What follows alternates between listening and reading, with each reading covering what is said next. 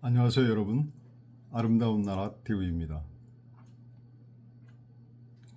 어제 윤 대통령께서 법원에서 이제 체포영장을 이제 발부를 했다고 그럽니다. 그래서 조선비주에서 나온 기사를 한번 살펴볼까 합니다. 법원이 내란숙의 혐의를 받는 윤석열 대통령에 대한 체포영장을 발부했다. 현직 대통령에 대해 체포영장이 청구되고 발부된 것 모두 우리 헌정사상 처음 있는 일이다. 31일 고위공직자범죄수사처 공수처는 전날 서울 서부지방법원에 청구한 윤 대통령에 대한 체포영장과 수색영장이 이날 오전 발부됐다고 밝혔다. 수사기관은 체포 과정에서 피의자의 정확한 위치를 모르거나 위치에 대한 수색이 필요한 경우 체포영장과 함께 수색영장을 청구한다. 법원이 현직 대통령에 대한 체포영장을 발부한 것은 윤 대통령이 그동안 공수처의 소환 요구에 세 차례나 불응한 점을 반영한 것으로 보인다. 영장 전담 판사 출신 변호사는 체포영장은 피의자가 수사기관의 소환 요구에 특별한 이유 없이 여러 차례 응하지 않으면 발부된다며 범죄가 얼마나 소명됐는지 보다는 수사협조의 여부가 관건이 된다고 했다. 윤 대통령 측이 공수처는 내란죄를 수사할 권한이 없으니 불법적인 체포영장 청구라고 주장하며 법원에 의견서를 냈으나 법원은 이를 받아들이지 않았다. 공수처는 수사 대상 범죄인 직권남용의 관련 범죄로 내란죄도 수사 기능하다고 밝혔다.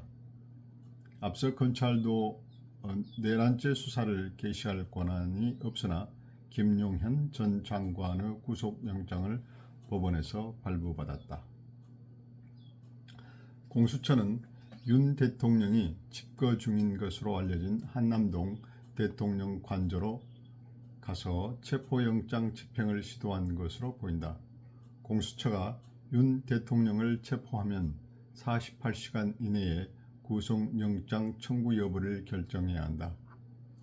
이후 법원이 구속영장도 발부할 경우 공수처는 10일 이내 수사를 매듭짓고 사건을 검찰로 이첩할 예정이다. 형사소송법 구속기간은 최장 20일이지만 공수처는 내란죄 기소권이 없어 기소할 수 있는 검찰과 구속기간을 나눠 써야 한다. 문제는 윤 대통령이 체포영장 집행에도 불응할 가능성이 있다는 점이다. 앞서 경찰은 서울 삼청동 소재 대통령 안전가옥 폐쇄회로 영상과 대통령 경호처에 보관된 비하폰 서버에 대한 압수수색을 시도했으나 경호처가 막아서면서 실패했다. 형사소송법 110조에는 군사상 비밀을 요하는 장소는 책임자의 승낙 없이는 압수 또는 수색할 수 없다고 되어 있기 때문이다. 그러나 경호처가 체포영장 집행을 막아설 법 규정은 없다. 경호처가 제지하지 않는다고 해도 윤 대통령 지지자들이 공수처의 관저 진입을 막아 체포영장 집행이 지연될 수 있다. 지난 2004년 이인재 전 자유민주연합 의원은 불법 대선 자금 2억 5천만 원을 받은 혐의로 검찰에 세 차례 소환 통보를 받았지만 모두 불응해 체포영장이 발부됐다. 하지만 지지자들이 가로막아 검찰은 한 달 후에야 영장을 집행할 수 있었다. 앞서 검찰은 지난 27일 김용현 전 장관을 구속 기소하면서 공소장에 윤 대통령의 내란 혐의를 상당수 언급한 것으로 알려졌다. 검찰은 윤 대통령이 비상계엄을 선포하고 실행한 것이 국헌 문란 목적이 목적의 폭동에 해당하며 내란죄 구성 요건에 해당한다는 판단했다. 윤 대통령이 대국민 담화에서 비상계엄은 대통령의 통치 행위로 사법 판단의 대상이 아니며 2시간 만에 끝난 것을 내란이라고 할 수 없다고 주장했는데 이와 반대 판단을 내린 것이다. 검찰에 따르면 윤 대통령은 국회가 계엄 해제 요구안을 가결한 뒤에도 이준우 당시 수도방위사령관에게 전화를 걸어 계엄이 해제됐다 하더라도 내가 2번, 3번 계엄령을 선포하면 되는 거니까 계속 진행하라고 지시한 것으로 조사됐다. 또 윤 대통령은 이 사령관에게 총을 쏴서라도 문을 부수고 들어가서 끌어내라고도 지시한 것으로 조사됐다.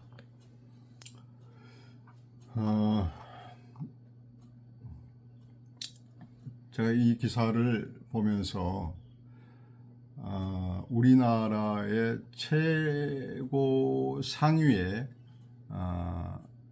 어떤 나쁜 카르텔은 제가 지난번에 판사, 법조 카르텔이라고 이야기를 했었지 않습니까?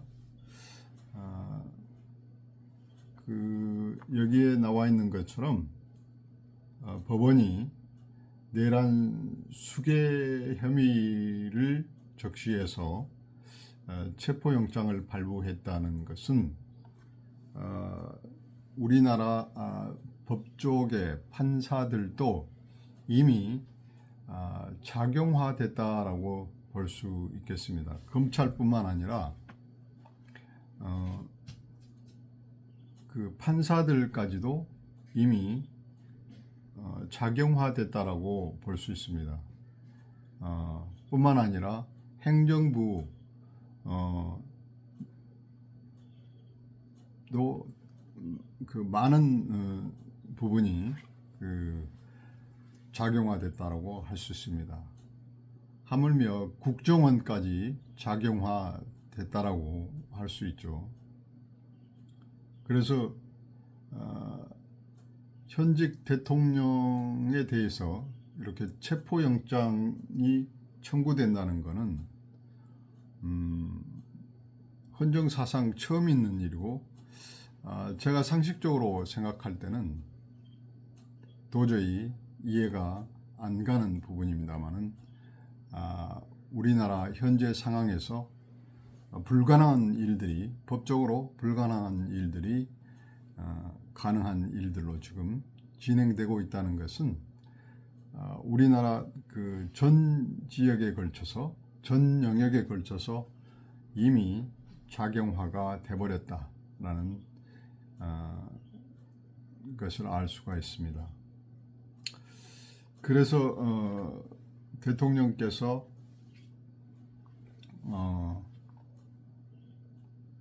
부정선거에 대한 정보들이 엄청나게 그 대통령실에 들어왔습니다.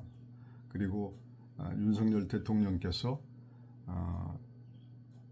부정선거에 대한 여러 가지 정보들을 보고 이것은 이 자체가 그 국가 시스템을 마비된 상태라고 알고 있었던 것이죠. 그래서 자유민주주의 체제를 지켜야 되는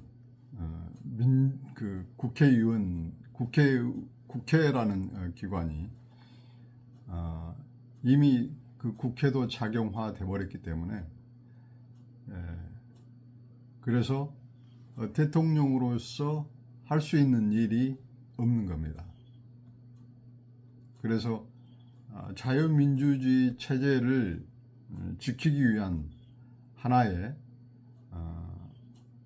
어떤 결단이라고 봅니다. 저는 비상계엄을 내린 것이. 그래서 이제 저는 그 윤석열 대통령께서 굉장히 위험하다. 탄핵 심판에서 용인될 수 있다라는 것을 정말 예측할 수 있습니다. 그 중에 이제 그 대통령께서 이제 그 선택하신 판사분이 있지만, 그래서 이제 민주당이 그 3명의 그 헌법 판사를 기용하려고 하는, 무리해서 기용하려고 하는 이유가 바로 이 윤석열 대통령께서 기용하신 그분 때문에 이 용인되지 않을 수 있다라는 그런 관점에서 이제 3명의 판사를 기용하려고 하는 것이겠죠. 그래서 이제 공수처장도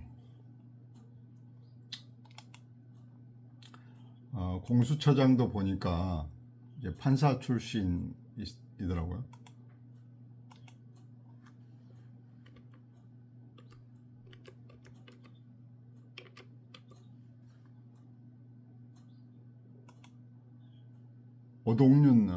오동윤 공수처장도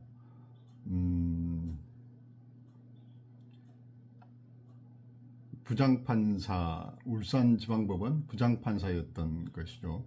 그래서 판사직을 하다가 변호사를 하는데, 이제 윤석열 대통령께서 이 양반을 이제 공수처장으로 앉혔던 것이죠. 근데 그 윤석열 대통령께서 이제 기용한 공수처장인데, 이 윤석열 대통령께서 사람을 보는 눈이 없나 봅니다. 그래서 제가 볼 때는 이 인사할 때 그 정보를 이제 대통령에게 이제 정보를 공급해주는 이 대통령실도 위험하다라는 생각을 합니다. 작용화됐다. 그래서 윤석열 대통령께서 이 그 정부 조직을 다 이렇게 장악하지 못했다라는 생각을 합니다. 그런 상황에서 비상계엄을 너무 섣불리 너무 급하게 했다라는 생각이 듭니다. 그래서 충분한 시뮬레이션을 통해서 다각도로 다양한 시뮬레이션을 했었어야지 된다라고 생각합니다. 뭐 한 보름 정도만 더 늦춰서 다양한 시뮬레이션을 해보고 난 다음에, 그리고 이제 관객군을 동원해서 이제 군과 긴밀한 어떤 정보 교환을 통해서 한 보름 뒤에만 이렇게 그 계엄 선포를 했으면 성공하는 비상계엄이 되지 않았을까라는 생각을 합니다. 그래서 윤석열 대통령께서 이렇게 지목해서 임명한 이 공수처장마저도 윤석열 대통령께 각을 지고 체포영장을 발부했다는 것은 이게 참 아이러니입니다. 그래서 저는 윤석열 대통령님께서 지금 되게 위험하다, 저는 그렇게 보는 겁니다. 왜냐하면 방금도 이야기했듯이 우리나라 먹이사슬의 최상위의 나쁜 카르텔이 저는 법조 내지는 판사 카르텔이라고 생각합니다. 그래서 선거관리위원회의 본부는 그 서울의 그 지방 수도권에 있지만 각 지방의 선거관리위원회는 그 각 지방에 있잖아요. 그래서 각 지방의 선거관리위원장들은 다 그 지방에 있는 판사들이 다 그 겸직으로 하고 있지 않습니까? 그래서 이 선거관리위원회는 그 어떻게 보면 판사들의 이 어떤 알짜배기 그 요직이라고 할 수 있습니다. 편하게 뭐 먹고 살 수 있는 그래서 이 법조 판사 카르텔이 공고하게 결성이 되어야지만이 우리 대한민국 사회를 쥐락펴락할 수 있는 그러니까 한마디로 모든 대한민국의 모든 영역을 다 컨트롤할 수 있는 시스템이 이 법조 판사 카르텔이 아닌가 저는 생각합니다. 그래서 이 판사 카르텔이 어떤 매번 정부가 갈아칠 때마다 그 정부를 컨트롤할 수 있는 거예요, 뒤에서. 그래서 정치, 경제, 사회, 문화 우리 대한민국의 모든 영역에 다 컨트롤을 할 수 있는 겁니다. 그래서 이 판사들이 벌일 수 있는 일들이 굉장히 많죠. 어떤 의미냐면 예를 들어서 뭐 정부에서 어떤 개발 사업이랄지 뭐 미래의 어떤 비전 사업이랄지 이런 것들을 미리 이 판사 카르텔들이 다 알아서 어떤 투자도 할 수 있고 정지도 할 수 있고 또 주식에 관한 증권에 관한 그런 정보들도 다 입수를 해서 그 어떤 정보를 알고 있기 때문에 기회 이득을 선점할 수 있다라고 저는 생각합니다.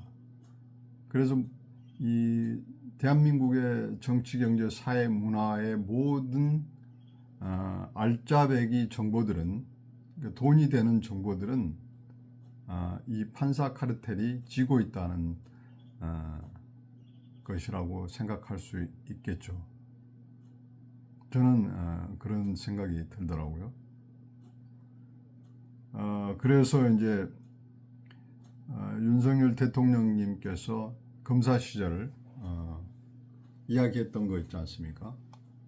나는 사람에게 충성하지 않고 국가에 또 국민들에게 충성한다라는 국민들만 바라본다라는 그 이야기를 저는 생각을 했었는데 지금 와서 윤석열 대통령께서 왜 이렇게 그 어려운 결단을 내렸겠는가?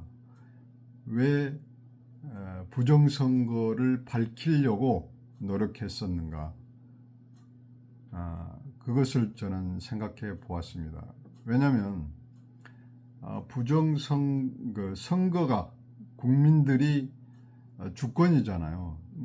뭐 선출직 공무원들을 대통령이나 국회의원, 지방 뭐 행정 그 수장들을 이제 선출할 수 있는 그런 주권이 장악이 되면 이거는 이제 민주주의라고 볼 수 없죠. 판사들 카르텔의 어떤 독재라고 할 수 있겠죠. 그래서 저는 대한민국 사회가 이미 작용화됐고 그 판사 법조 카르텔마저도 작용화되어서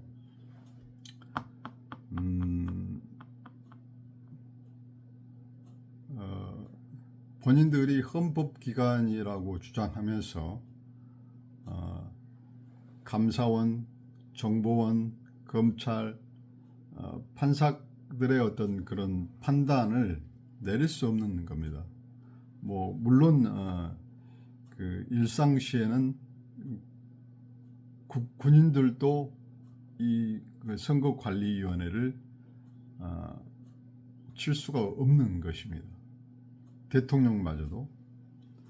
우리나라가 뭐 제왕적 대통령제라고 이야기하지만 지금 상황에서 보면 대통령의 제왕적 권한이 없습니다. 사실 다수의 그 야당들이 점유하고 있는 의석에 의해서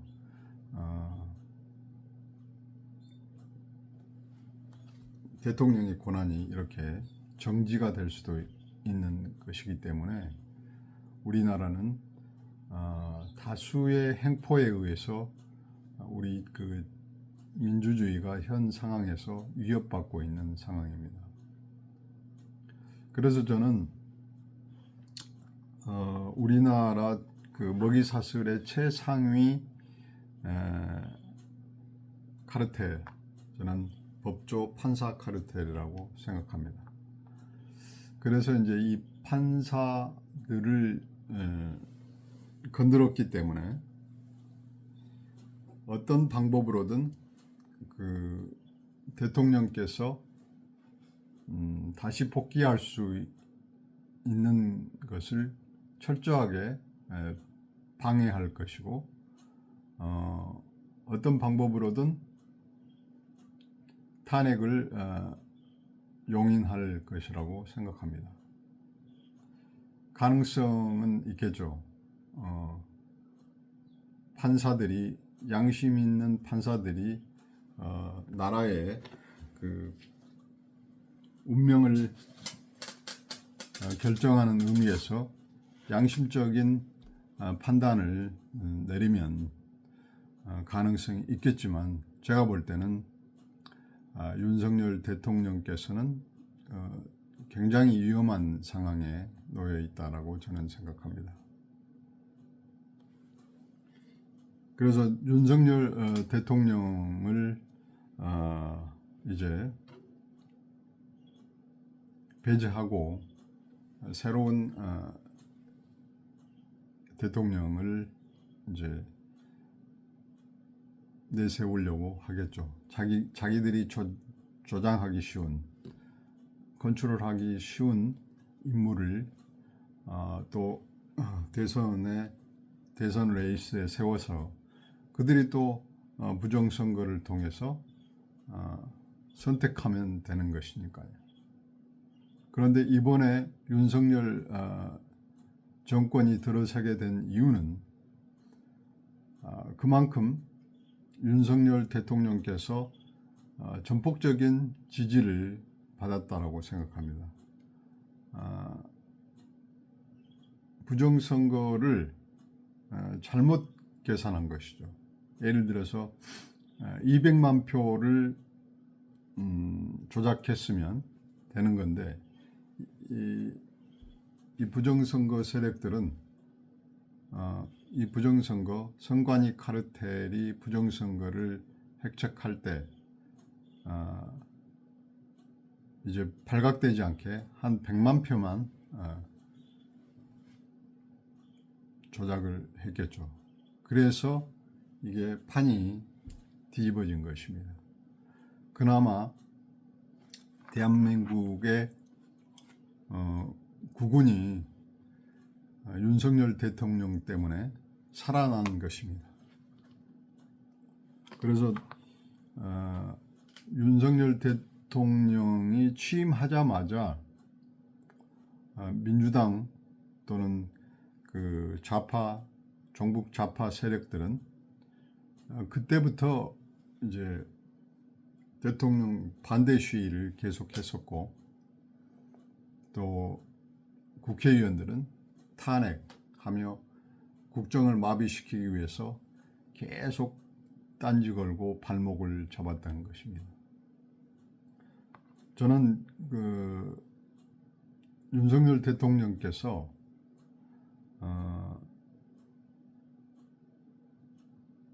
대통령에 취임하자마자 이런 카르텔과의 전쟁, 적폐와의 그러니까 좌파들, 정부 좌파들, 간첩들, 이것을 철저하게 발본 세권하는 그런 입장에서 철저하게 이렇게 검찰을, 강력한 검찰들을 동원해서 정리하는 그런 과정이 처음에 진행되었었다면 대한민국이 이렇게까지는 되지 않았을 것이라는 생각이 듭니다. 참 안타까운 일입니다. 이런 상황에서 다행히도 광화문 광장에서 우리 애국 시민들의 집회가 매주 열리고 있습니다. 그래서 정광훈 목사님을 비롯해서 많은 애국 유튜버들과 함께서 시민이 자발적으로 이제 어떤 이 못된 강력한 거대한 카르텔과의 싸움을 하고 있습니다. 그렇지만 이렇게 많은 대중들이 목소리를 내지만 이게 조직화되어 있지 않기 때문에 이 작용하던 이 행정, 검찰, 판사, 이런 경찰들, 이런 조직들하고는 당해낼 수가 없는 것이죠. 그래서 지금 제가 지난주에 광화문에 가봤었는데 1시간 정도 이렇게 순회를 했었는데요. 광화문에서부터 시청 광장까지 시간이 늦어서 이제 그때는 남대문까지는 안 펼쳐져 있었는데 제가 갔을 때는 한 4시 저녁 무렵쯤 갔는데 그때만 해도 시청 광장까지 가득 애국 시민들로 가득 차 있었거든요.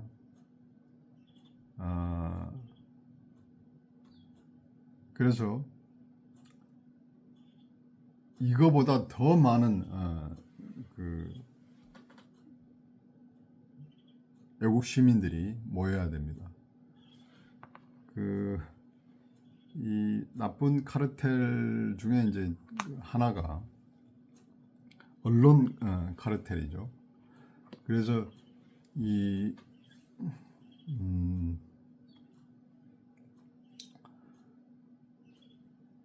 법조 카르텔과 끈끈하게 연계되어서 언론 카르텔은 이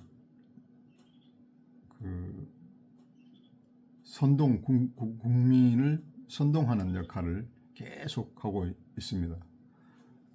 보수 언론이라고 우리는 이렇게 알고 있었는데 조중동이요. 그래서 지금 돌아가는 상황을 보면은 조중동마저도 작용화되어서 그들의 프레임에 걸쳐서 대통령을 끌어내리기 위해서 굉장히 노력하고 있다는 거. 그래서 제가 이제 하고 싶은 말은 되도록이면은 그 조직화된 시민운동이 필요하다라고 생각합니다. 그래서 전에는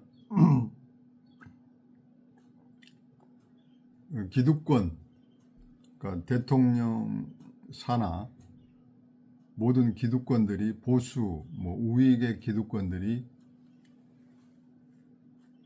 어떤 부패한 상황을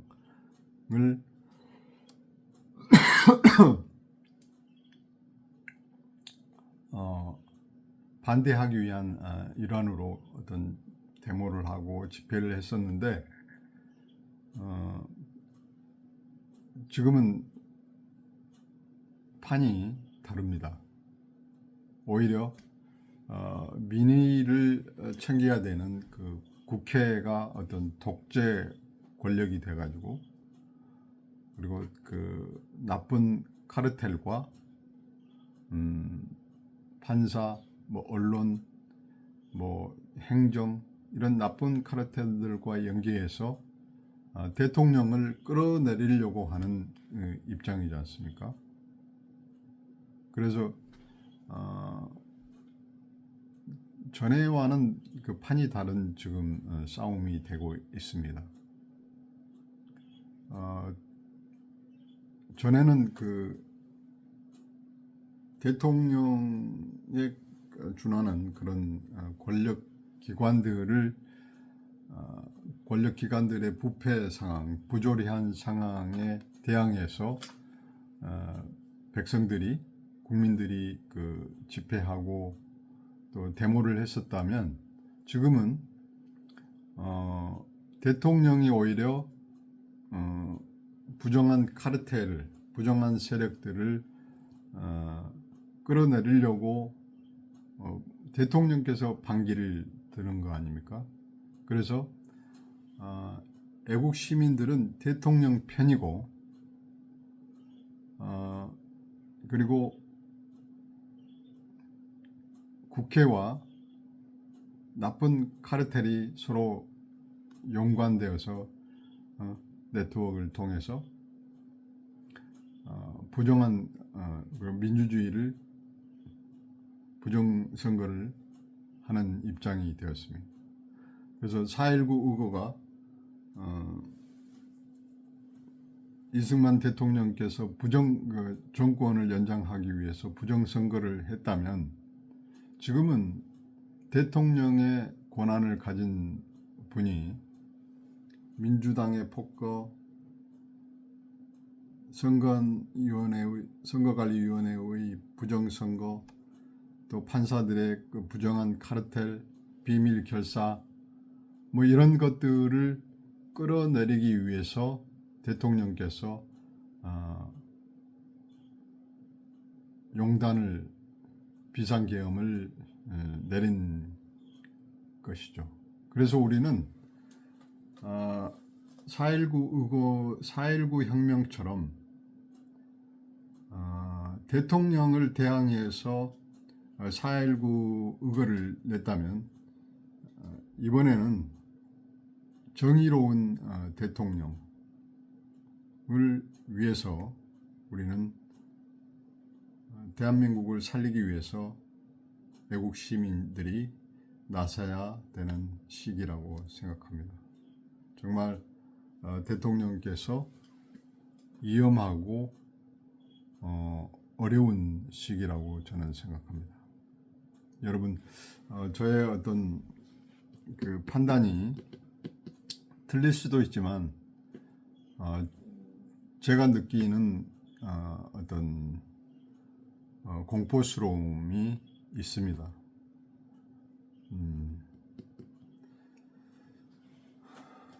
다음에 또 뵙겠습니다.